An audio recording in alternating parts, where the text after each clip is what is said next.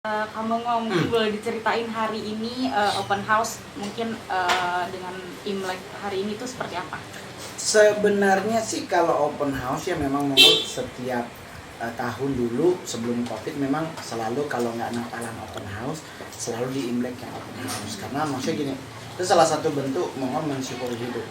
Jadi ngajak teman-teman Mongol untuk ya udah kita celebrate bersama sebelum Covid. Dulu kalau sebelum Covid sampai malam, sampai jam 10 baru bubar. Cuman sekarang karena faktor Covid jadi hanya mengundang 15 orang yang paling terdekat gitu. Jadi ya Mongol kayak pengen yuk kita makan bareng-bareng, dan kebetulan kan memang dari awal kita open house selalu bikin sendiri, nggak pernah cateringan karena adikku jago masak, mama juga tahu masak juga. Mungkin memaknai di tahun Imlek tahun ini seperti apa? Sebenarnya sih kalau memaknai hari raya Imleknya sama aja dengan teman-teman yang lain, memaknai bahwa ya bukti nyata kita masih hidup, berarti Tuhan masih sayang. Dan apa yang kita harus lakukan ya kita harus melakukan memaknai hidup kita dan menjalani hidup kita dengan cara yang lebih elegan. Gitu. Jadi ya santai-santai aja, nggak pernah mau ribet, nggak pernah mau mumet, ada duit nge-mall, nggak ada duit main Mobile Legend, gitu-gitu aja sih. Karena buat Mongol apa sih yang mau diribetin? Orang gue juga kurang ganteng kan. Kalau gue kayak Antolin Betran mah, wow nice to meet you lah. Ini kita bagian namanya sinetron aja harus jatuh dari pohon. Mungkin ada perbedaannya nggak sih Imlek tahun ini dengan tahun-tahun sebelumnya? Banyak perbedaan dengan ada sebelum dan setelah sebelum Covid dan setelah ada Covid ya beda jauh. Kalau dulu kita ngundang teman semua pada oke, gue dateng ya Ngol, gue request ikan ini dong masak gitu. Sekarang nggak ada karena mereka udah ketakutan. Nggak bro, Omikron lagi tinggi di DKI, jadi kita ngucapin lewat handphone aja ya. Ya udah, ada yang ngucapin lewat handphone, kita foto ini ikannya, oh ya kita datang. Karena kita kan memang masak benar, jadi kita masak memang benar-benar tidak beli. Ikannya aja yang kita beli di pasar, tapi masaknya di rumah. Semua tim Mongol Home semua bergerak. Mungkin sebenarnya segini, kita mau tahun apapun, mau naga, mau macan, mau kuda, mau ular apapun, keberkahannya kan pasti tetap ada. Tuhan itu kan selalu memberkati kita tuh day by day, ya kan? Tinggal bagaimana kita menyiasati hidup. Jadi kalau lu pingin jadi orang yang sukses, pingin orang yang punya banyak duit, yang diberkahi, lu memiliki banyak hal, ya harus salah satu yang harus lakukan kan kerja. Nah saya di Covid ini masih tetap stand up, masih tetap nge-gig, bahkan besok tanggal 4 nge-MC, dan itu pun mohon maaf masih dibayar lumayan tinggi untuk saat ini dengan kondisi Covid. Jadi semua akan diberkati Tuhan, semua akan mendapatkan berkah, rezekinya pasti akan ada kalau kita juga kerja. Dan yang kedua adalah orang tua yang kita bahagiain. Selama orang tua bahagia, doanya buat kita kan selalu setiap hari ada. Otomatis doa orang tua, kemampuan diri, dan penyertaan Tuhan, hidup kita pasti akan sukses. Aja santai kita hidup ini. Kebetulan sih untuk target untuk mencari saat ini istilah kita kelamaan kursus bahasa Inggris, jadi always seeking for my baby. Selalu hunting and seeking, selalu mencari dan mencari peluang. Kalau seandainya ada yang senyum, gua senyumin balik. Cuman kadang-kadang gua senyumin, emaknya langsung marah gitu. Ya udahlah. Tapi kalau untuk mencari, ya niat mencari selalu ada, tetapi tidak terlalu ngotot harus ada karena saat ini putriku udah 14 tahun, berarti ada usia remaja. Otomatis kita harus mulai hati-hati dalam hal apapun.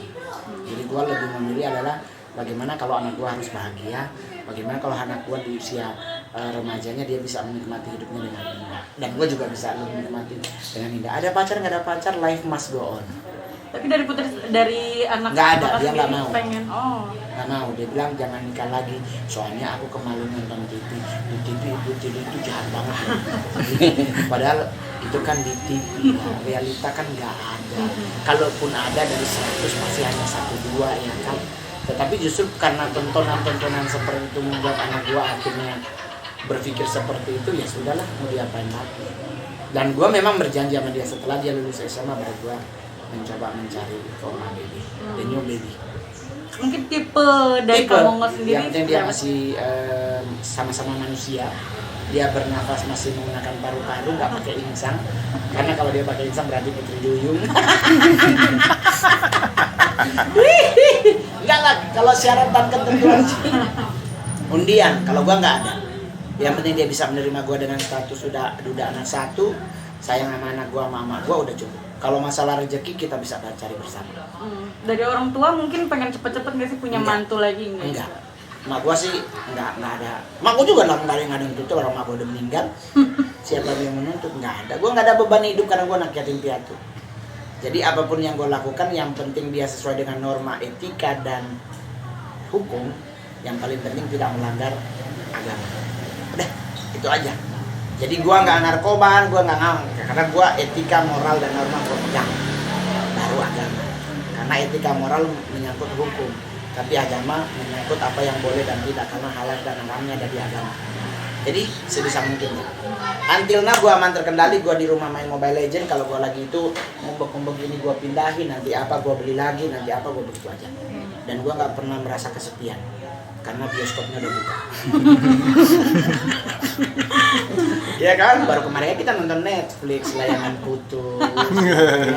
Besok kita mainnya lain lagi. Tahun paling berat dalam hidup Mongol saat Mongol masih kecil, karena saya tidak pernah mengetahui mamaku. Mongol tahu itu mama di saat Mongol usia 4 tahun dan kondisi dia udah meninggal. Itu tahun berat. Tetapi apakah tahun itu menjadi tahun yang paling Mongol tidak nikmati? Enggak, justru gua nikmati. Justru dengan gua melewati fase itulah sekarang Mongol jadi begini. Kalau seandainya Mongol ada orang tua, otomatis kan manja. Ya tuh, terus gua ke Jakarta mau sekolah pendeta dibawa orang, kalau gua ada keluarga gua bisa pulang kampung. Ya tuh, lah gua nggak jadi sekolah, gua nggak takut untuk jualan koran, gua nggak takut kerja rumah makan Padang di Jalan Sabang, gua nggak takut kerja pecel lele di Jalan Sunda. Karena buat gua ini adalah proses hidupku. Jadi di saat orang bilang, ih gila sekarang mau top ya, ngetop artis top gitu, oh banyak duit. Orang kan lihatnya sekarang cantik. Orang nggak lihat dulunya seperti apa. Nah, buat teman-teman yang selalu melihat kita di suksesnya, coba dong cek bagaimana dia berjuang. Kalau Mongol, oh tapi kan pasti lu pakai susuk Mongol. Muka gua seperti ini, lu mau dikasih berlian berapa puluh karat tetap aja blangsak muka gue bro. Dan kebetulan gua orang Manado. Kami Manado itu kalau berlian nggak di muka, di cincin. Jadi biar kalau di gereja biasa tepuk tangan begini, sekarang begini. Biasa doanya begini, sekarang begini. Jadi maksudnya gini, ya gue nikmatin hidup. Orang mau bilang apapun tentang Mongol, selama Mongol tidak melakukan hal tersebut, gue mah fine-fine aja. Kan ada orang lu masak sehidupnya. Gue nggak bawa perempuan ke rumah, gue nggak pernah check-in dimanapun. Gue kalau manggung juga tanya IO-nya, tanya anak-anak komunitas, gue nggak pernah minta macam-macam. Karena buat Mongol, gue nyari duit dengan cara yang halal. Gue nggak mau duit yang gue cari dengan halal itu terus terkontaminasi dengan yang tidak baik. Takut gue ada nggak enak kan, udah jelek terus ada. Jadi gue itulah salah satu bentuk syukuran gue. Ya udah, gue makan apa yang gue punya, apa yang gue itu gue belanja dengan hati yang gembira. Gue beli jeruk, gue beli apapun. Cuman ada yang nanya, kamu kok nggak pakai merah? Bukannya Imlek itu harus identik dengan merah. Ya. Karena Mongol siap kuda, jadi gue nggak boleh pakai merah. Oh gitu. Dan memang di tahun macan seharusnya nggak pakai merah. Gitu. Paling copet, bukan hipnotis.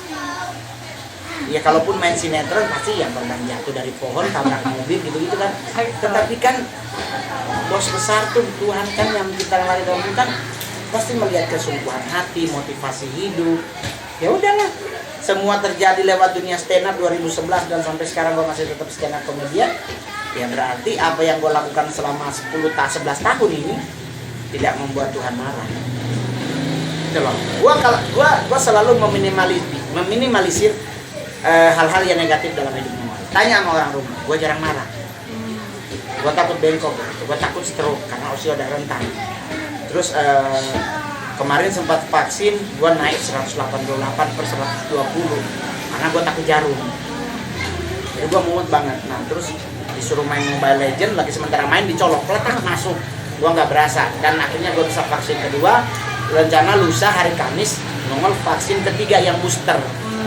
Nah Ya gue lakukan apa yang menjadi bagian dari pemerintah suruh, ya kita lakukan sebagai rakyat yang baik, sebagai warga negara yang baik, lakukan aja.